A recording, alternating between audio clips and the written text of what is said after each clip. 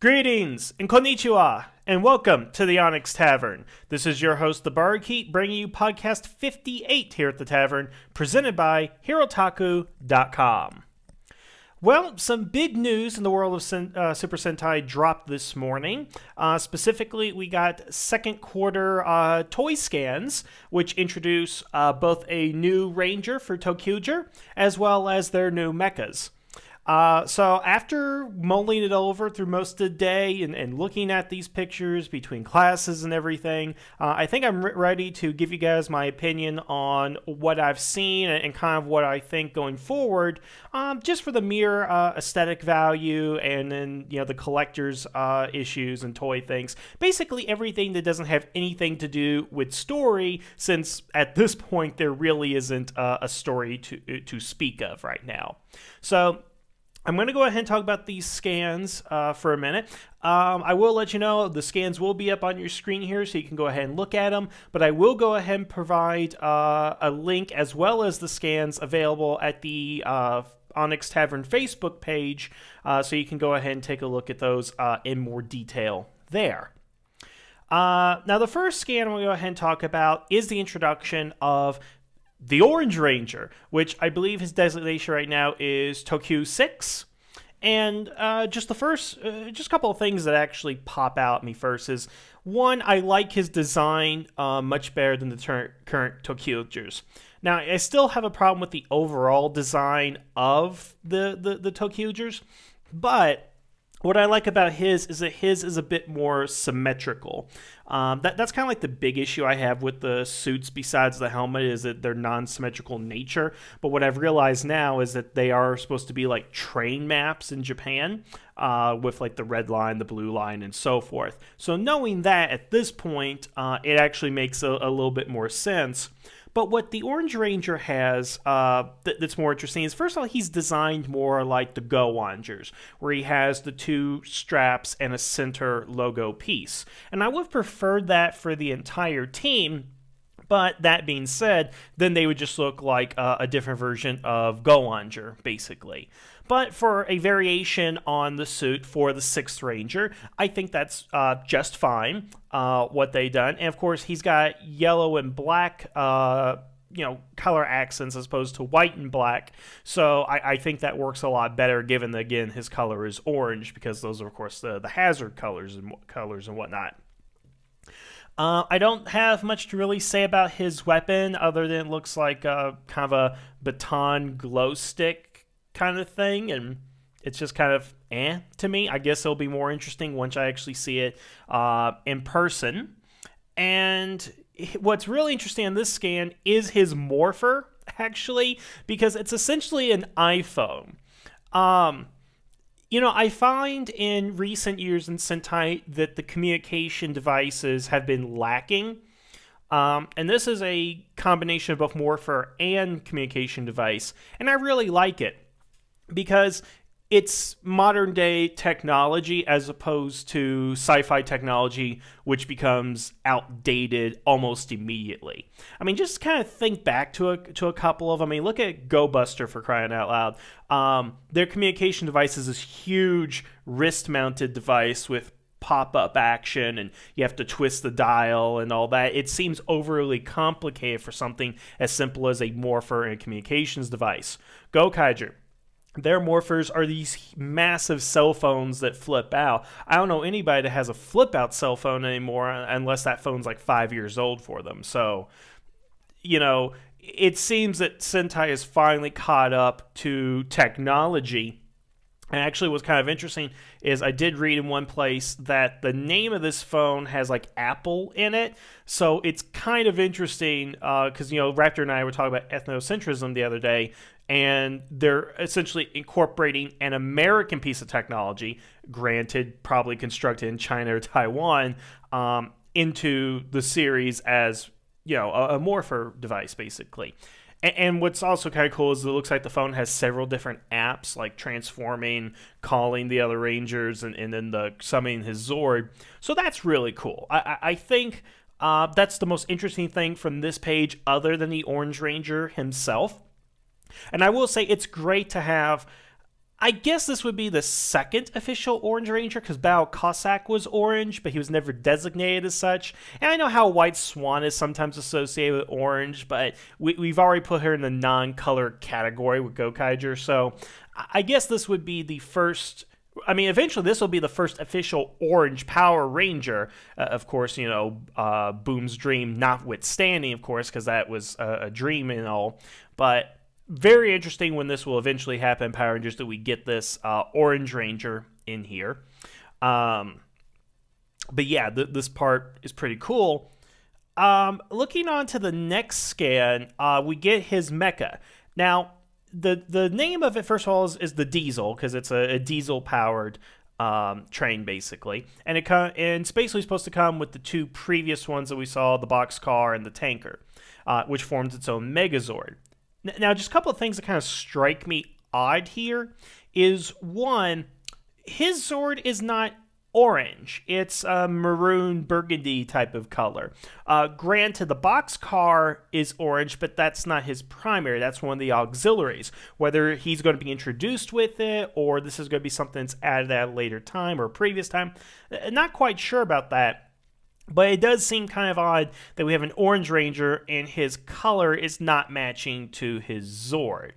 What's also kind of interesting is, if you'll notice, the Tanker train is labeled Vehicle 6, the Boxcar 7, and the Diesel number 8. So I don't understand why we have a 6th Ranger who's orange, but the 6th vehicle is this cyan light blue color. I'm a little confused by that. Now, also, let me make the disclaimer, I should have said this before, I don't read Japanese, and I'm just getting basic information about what a lot of these things are and what they mean from other sources, and I haven't seen a full word-for-word translation on anything, but again, I'm just going off of what we're seeing here, and I think what we're seeing, again, is things not necessarily matching up. I'm not sure why exactly.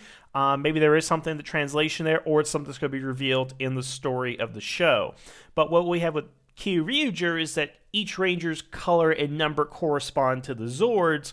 That does not seem to be the case here once we get to Ranger number 6. I'm sure there's a good reason for that. We'll find out eventually, but for right now, it just seems kind of odd to me. And of course, on the scan too, we have a picture of his Megazord, which is the 3 cars combined, and then when they combine it with the other Rangers, so we're going to have, you know, an 8 Zord transformation, you know, and I'm going to say this, the trains themselves look fine. Again, I do think that they're missing some detailing, but I would have to see them in person, you know, to really give you a full analysis of it. But the Megazords do seem a little funky, for lack of a better term. I can't quite describe what it is I'm seeing here, but I'm sure it's one of those things where it's going to look better in the show, or at least it's going to look better once you get the toy and you can actually hold it and examine it in 3 dimensions. Because, you know, that's the thing. Is like when new Zords come out, people are like, I'm not sure about it. And then when you get to put them in 3 dimensions, they're like, oh, well, that's not as bad as I thought it was going to go ahead and be. And there have been a lot of Zords like that. I mean, I felt that way about some of the Kyoryuger mecha, the Go Buster mecha, even the Gokaiger mecha. You know, I would look at the scans like, that doesn't seem right. But again, once you kind of hold it in your hand and you can look at like, oh, I see. Now it looks normal at this point. And I hope that's the case once these trains come out and they become available for us to go ahead and get. The next scan has, you know, the flow chart as far as how to go ahead and combine them. But this is, like, I think the coolest scan because it's got 2 trains that this is so awesome. There is a police train and a fire engine train. And they just look awesome. They're obviously going to be the add-ons, not necessarily full arm replacements, but if you actually look closely at the image, it's like 4-arm down. So this would connect to the pink and yellow mechas as arm extensions, really.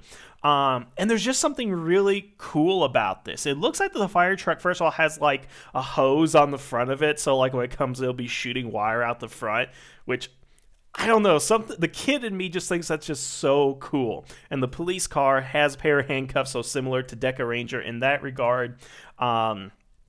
But yeah, those just look really cool. They look really awesome, and I can't wait to see these.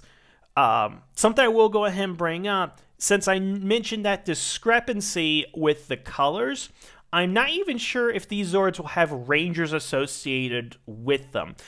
I almost kind of doubt we're going to have the 10 Ranger system this season like we did with Kyryuger. I could be wrong. I kind of hope I'm wrong, but it just seems like these are going to be all auxiliary mechas, and they're not going to actually be associated with particular Rangers. So it'll be, more like Dino Thunder, Abba-Ranger, where one person probably controls or they're called from the Roundhouse, which is something I'm kind of interested in seeing, because I wonder if there will be a Roundhouse in this series, because that would be awesome as well.